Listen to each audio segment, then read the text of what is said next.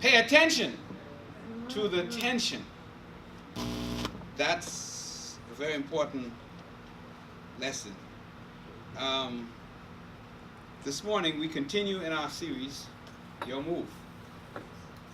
And we raised the question at the very beginning of our series that there are decisions that we have to make in life that need us to be very careful about those decisions because they impact our lives for a long time. We started off by saying, hey, look, every decision we make has a permanent part, becomes a permanent part of our story. So we've got to be very careful about that. And so let's quickly review the first part. There were in your bulletin, which we finally got. There is your. Please take out your notes. Everybody should have a pencil or a pen. I told Sister Betty to make sure everybody has a pen.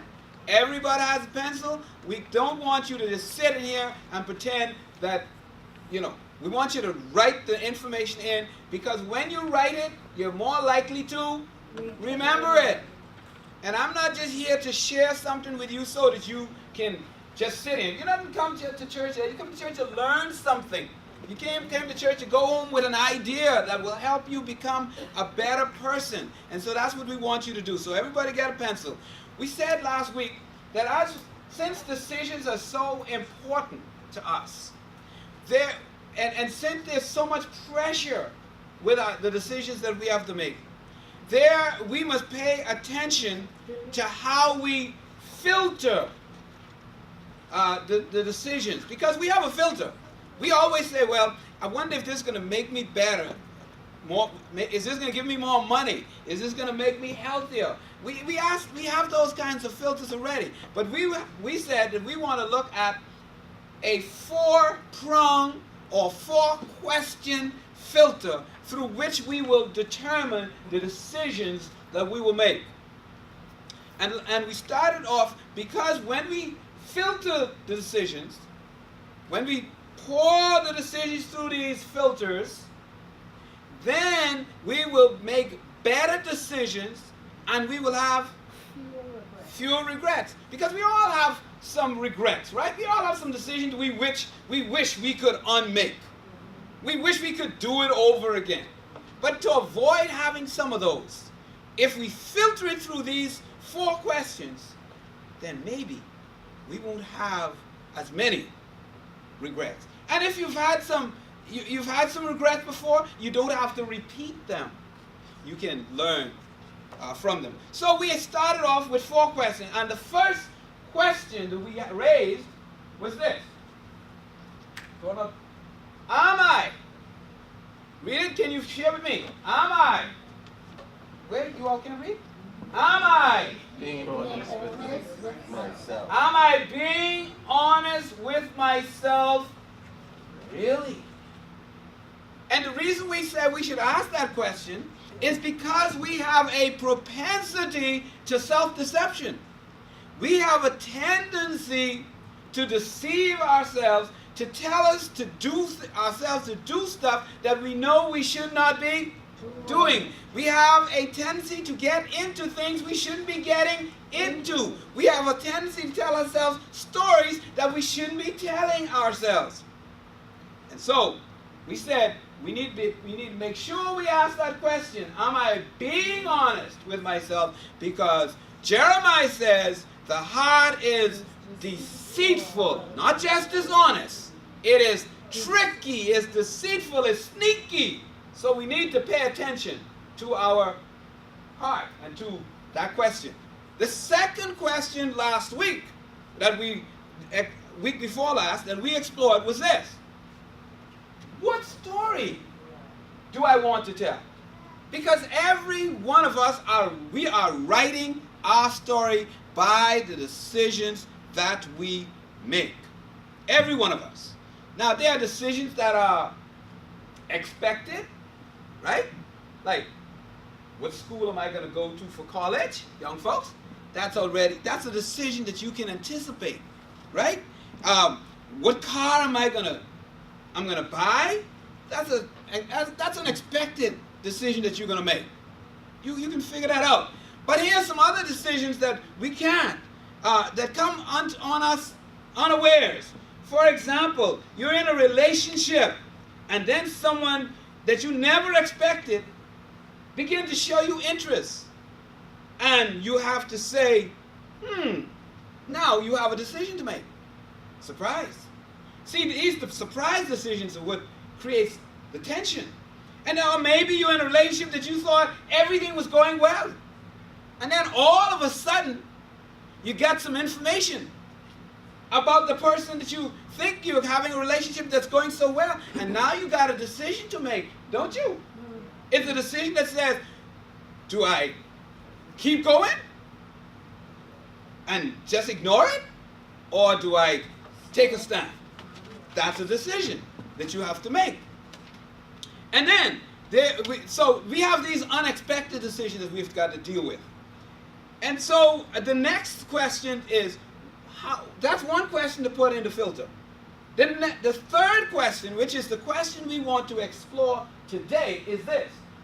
Is there a tension, as I'm facing my decisions, is there a tension that deserves my attention? Is there? You know, sometimes you got to make a decision. And I think I used to hear my mama say, there's a check in my spirit. You ever heard that term? Mm-hmm. There's a check in my spirit. There's something that little, it's like, I ain't sure. Should I, shouldn't I? There's something about, there's a tension inside. There's a little struggle inside. Something about what we're thinking about is just a bit uncomfortable. It's a little bit uneasy. It just doesn't seem right. And so there's some little hesitation. We call that a red flag moment. Think about that. Red flag moment. I'm not sure. You see, something is bothering me.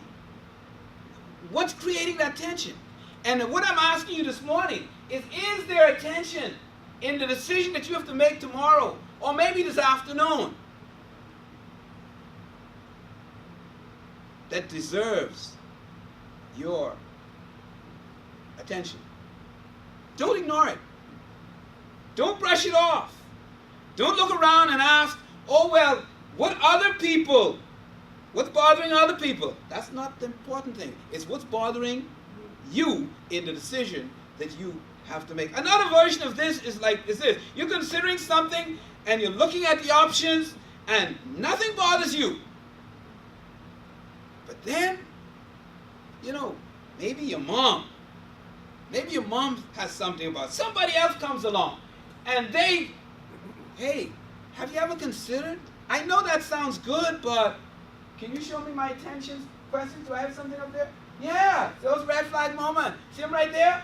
Somebody else comes and says, hey, will that be the right thing to do?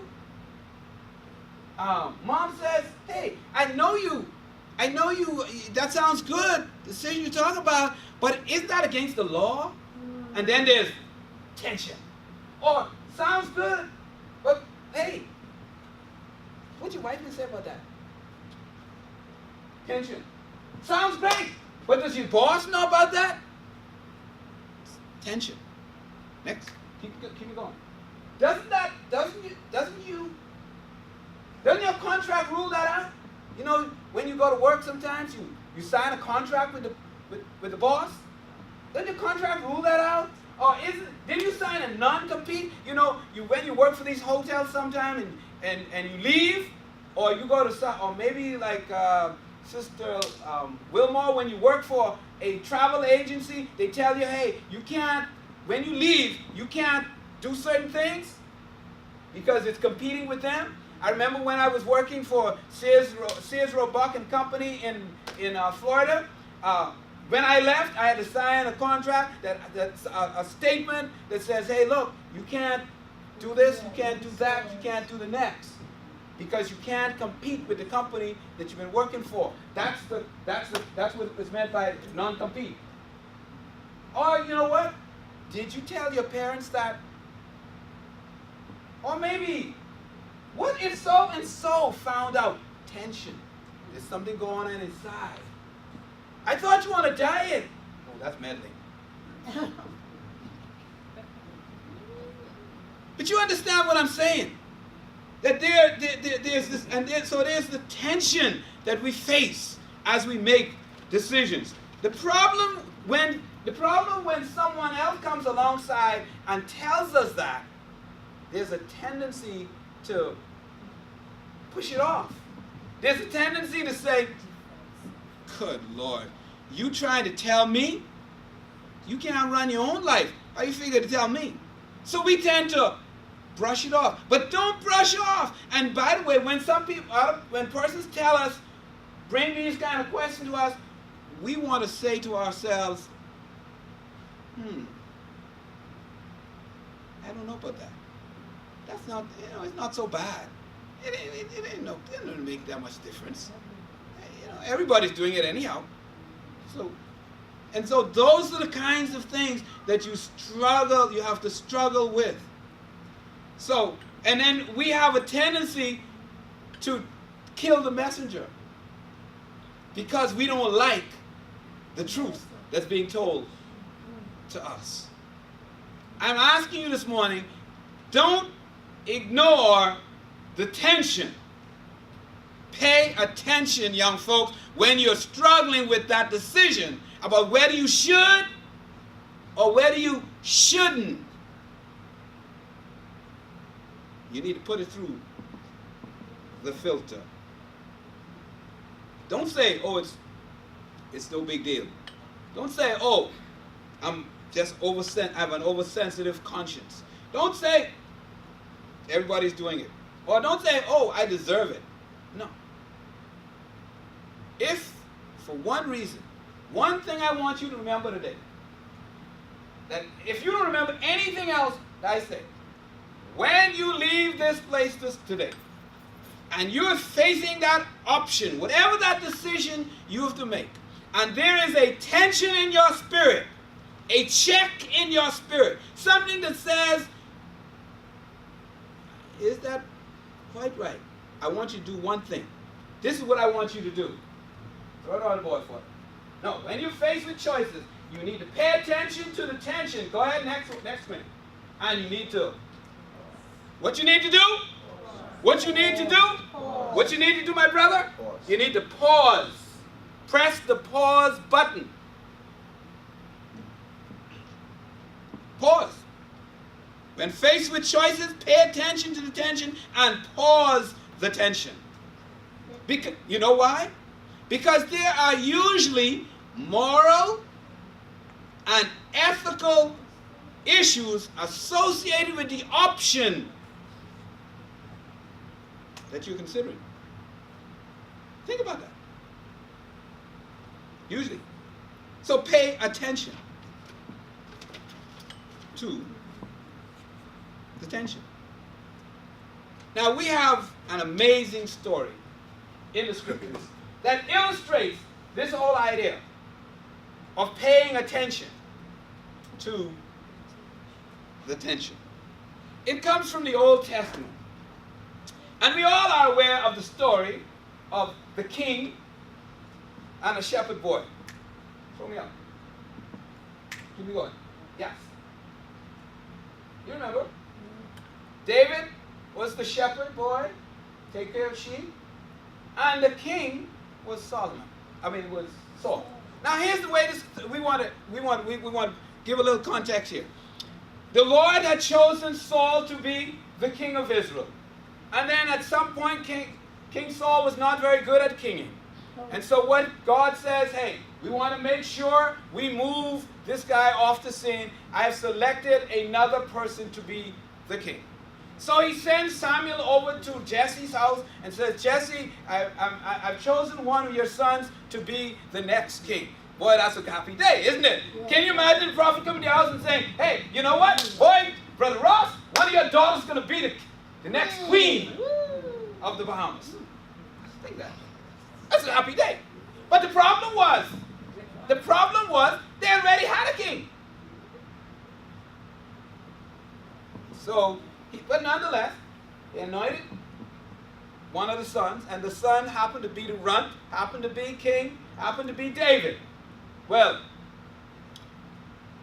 as time went on, Saul had David move to the palace, and he played the harp with him, tried to comfort him and be with him. And so he was part of the temple court, and then all of the palace court, and all of a sudden, Saul got a little jealous because,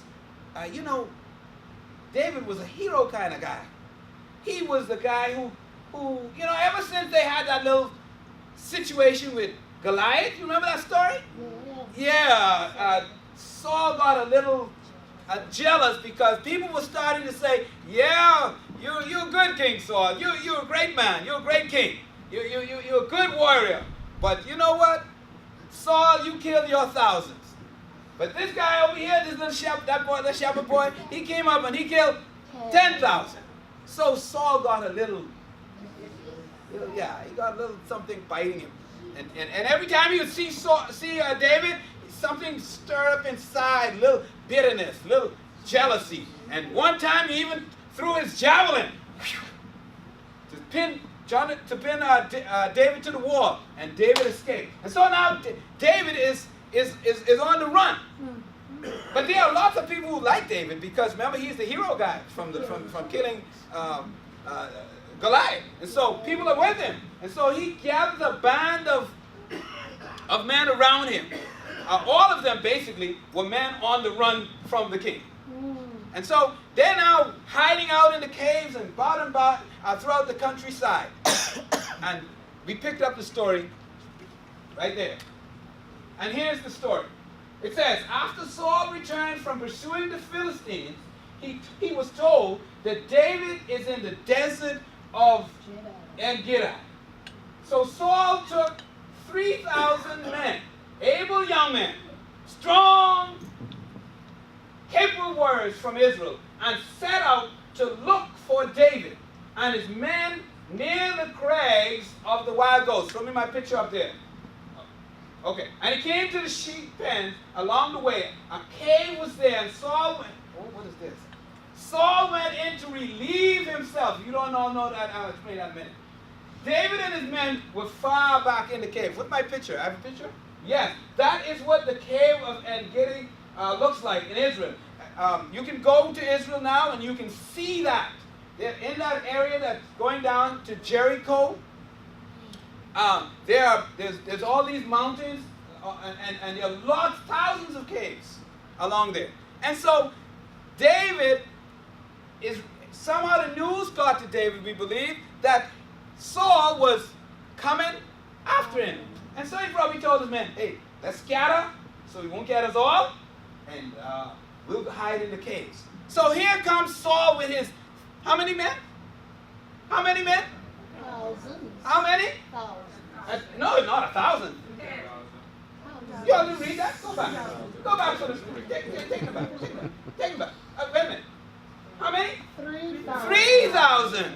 Thank you very much for paying attention. All right? He took 3,000. So now he's got 3,000 men scouting out there looking for David. And so David's hiding.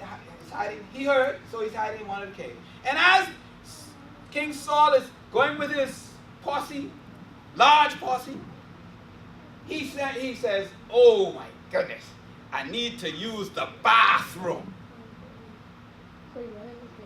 So here's the situation. In those times, the king has the authority to stop the caravan anytime he likes. And he needs to use the bathroom, so he says, halt to all the donkeys, all the 3,000 men that is with him and all the people who are carrying all the spears and all these other things, all these people, he puts his hand up, so everybody stops. And he gets off his mule and he goes up into the hills to go in to use the bathroom.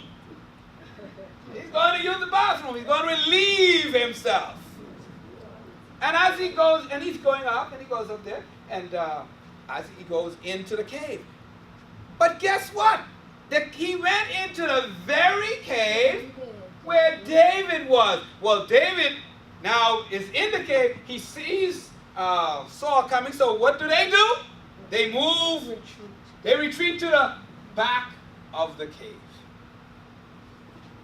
And then, as he moves to the back of the cave, he's looking out now. And what does he see? He sees probably a silhouette of Saul as he comes in to the cave, because it's dark in the cave.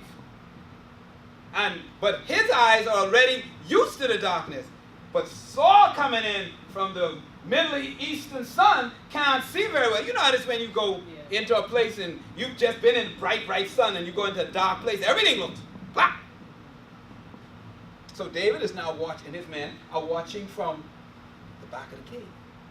Saul comes in, takes off his outer robe. Amen?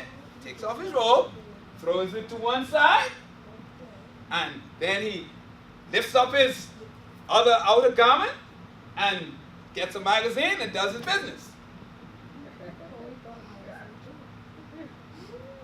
And David is watching. And then we pick it up. What's my next scripture goes on then?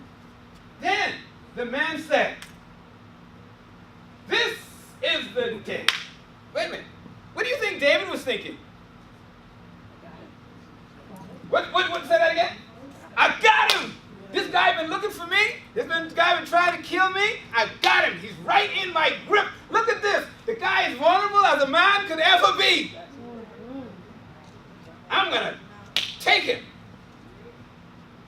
And the man said, and if we know for sure that if David was probably thinking that, these men were definitely thinking of, because what it says, the man said, this the Lord spoke to you, this is what the Lord spoke to you when he said, I will give your enemies into your hands to deal with as you wish. Boy, I got it. Got you right where I want you. And so, David is now in a situation where he's tempted, tested to kill the king. Because I got him. Yep. Yes. Got the king. I can wipe him out right now. And guess what? We wouldn't have to be running and hiding and ducking anymore. We'll be able to march out of here and go to the palace and take over. But then there's a tension that's going on inside of him. And how do we know? What does the scripture say next? Help me out, my person. David crept up unnoticed. You can imagine the scene. You see it? He is in the cave, the dark in there. Saul is doing his business. And so he creeps up and he gets a piece of his coat that's hanging that's to one side, clips off a piece, clips off the corner. Next scripture moves on, and this is what it says. But afterwards, look at that. David was conscience stricken for what? Come on, read with me. For having cut off a corner of his robe. Oh my goodness. There's something, that tells me that there is something going on inside of David. You get that? There's a tension that he's paying attention to. Because he is conscience stricken. Which means that when you're making a decision, and you have this conscience stricken, something is bothering you about the decision that you're making, young folks. You need to pay attention to that. Because he says, his man, the Lord forbid that I should do such a thing to my master, the Lord's anointed, or lay my hand on him. Why is that a bad thing? Because he is the Lord's anointed. So the point David is saying, I'm not going to do. Why should I attack what God chose? Why should I unchoose? That's not in my power. That's not in my authority. I shouldn't do what God chose. I shouldn't try to dismantle that. Why should I? Because he is the Lord's anointed. My next scripture. He said to his men, the Lord forbid that I should do such a thing to my master, the Lord's anointed, or lay my hand on him, for he is the Lord's anointed. Do I have a next passage? Yes. With these words, David sharply rebuked his men and did not allow them to attack Saul. Because guess what they were going to do? You didn't do it, David? We can finish it off for you. We can take it before he gets out of this cave. We can have his head. And you're going to walk out of the cave with King Saul's head under your arm. That's what you're going to do. And David rebuked them and said, nope, can't do it.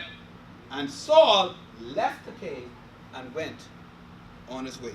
When circumstances line up with our emotion and desires, it is hard not to act. And that's what David was facing. He was facing a decision where everything seemed to line up. This is a God thing. This got to be. After all, my goodness, this guy's trying to kill me and wipe me out. And God brought the man right in front of me, say, this is my chance. That's a God thing. Got to be. The stars have lined up. Everything is in order. But you see, it's hard not to act. But emotions can become misguided passion. And we don't want that to happen.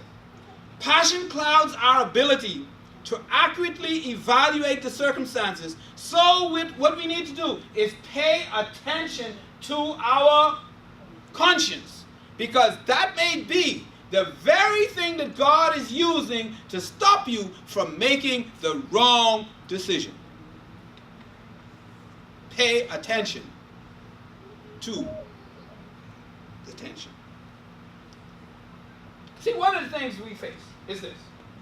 We often think that when our minds are clouded, we often think that we know what's going to happen next. Did David know what was going to happen? Suppose he had taken King Saul out. Could it have been that after taking King Saul out, he went outside and there was a general of Saul right there ready to take his head? Could it be that there would have been a rebellion against him because he didn't know what the situation was going to be? And guess what? Often we think that we know the outcome, but we don't know the outcome. We don't know the outcome of what's going to happen. We don't know the outcome of our decision. Remember we told you last week that our decisions, we don't control that. Did Joseph know what was going to happen when he went down to Egypt? No, he did not know that he was going to rise to the top. And you don't know the outcome of your decision. So therefore you need to filter it through the screen. Am I being honest with myself? Really? What story do I want to tell? And is there attention that needs my attention? We need to pay attention to that. We don't know the outcome of our decision. But I'm told, I read this, Charles Stanley, who is the father of Andy Stanley, has on his wall these words: God takes full responsibility for the life wholly devoted to him. Now, keep that in mind with what happened in David's case. God takes, so what David did by not killing Saul. He was saying, look, this is the Lord's anointed. I'm going to let God take care of the situation and let God protect me and let God handle the situation. And in God's time, since I already know that I'm second in command, I already know that I'm going to be the next king, I'm going to wait on God's timing and let him work through the details. And that's what you and I need to do as we face decision making. Because God takes full responsibility for the life that's wholly devoted to him. And what kind of life, a life that's wholly devoted to him, what kind of life is that? That is a life that's characterized by three things. I don't know if it's on your notes, but the three things are this. If you're fully and wholly devoted to Jesus, you are surrendered to him. Not my will, not my will, young folks, not my will, but yours. And then you are willing to not only say those words, but you're willing to follow that up with obedience. What does God say about that relationship you have? What does God say about that job you have? What does God say about,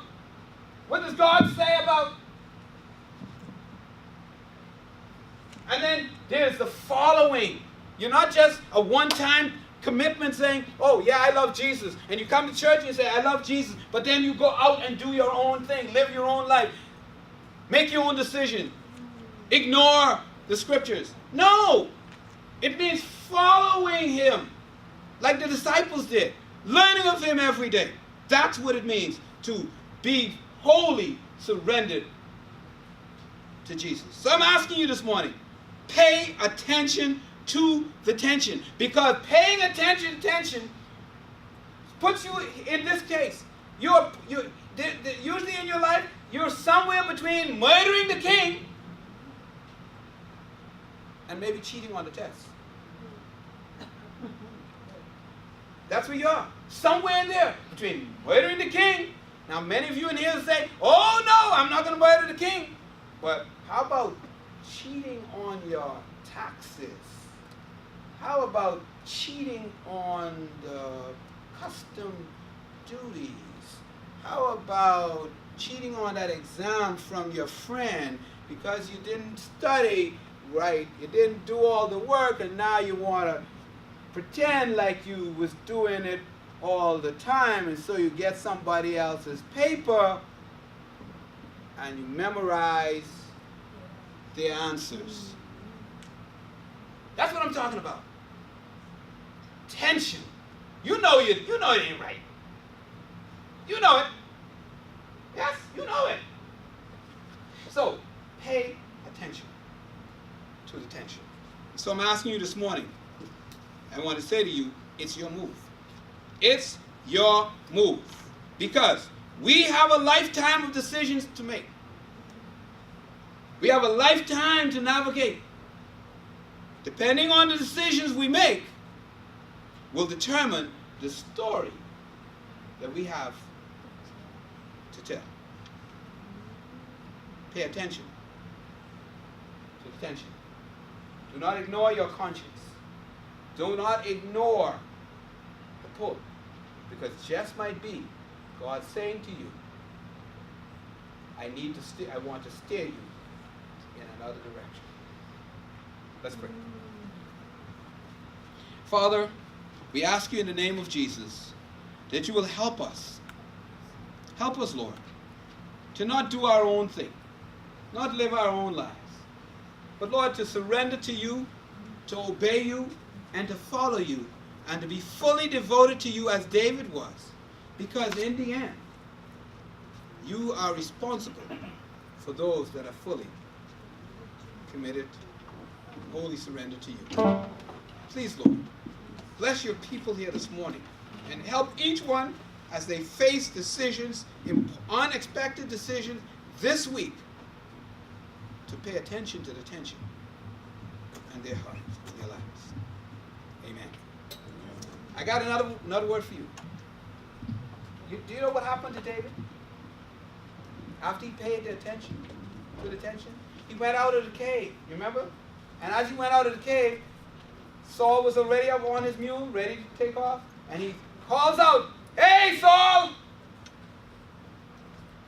I could have taken you out. I could have wiped you off the map. But I spared your life. Look here. How do you know? Here's the piece of your robe, piece of your robe. Here it is." And then he says something like this: "The Lord will judge between you and me as to who is right." You read the rest of the story. And if you were to go 7 chapters over, here's what you'll find. You'll find 7 chapters over that Saul and his men were fighting against the Philistines. And Saul and the enemy, the archers, were shooting their arrows into the air. And one of the archers threw his arrow in to come down on the other side. And it just happened. Just happened that one of the stray arrows came down and found a seam in the armor of Saul. And he was mortally wounded. Not wanting to be killed by the enemy's sword, he fell upon his own sword and killed himself. Can you imagine what David was thinking? My God, if in that cave it was just that, if God had just said to me, "Don't worry, 7 chapters from now, I can take care of it for you." But life isn't like that. You have to face the tension. But I'm just pointing out to you that God is an amazing God who just knows how to work. And Saul, guess who became the king? David. Wait on God's timing. Follow God's word, young folks. Do the right thing. When the tension is there, shall I go out with that young man? Should I take off my clothes with that young man or that young woman? Think again. Pay attention to the tension. It's your turn.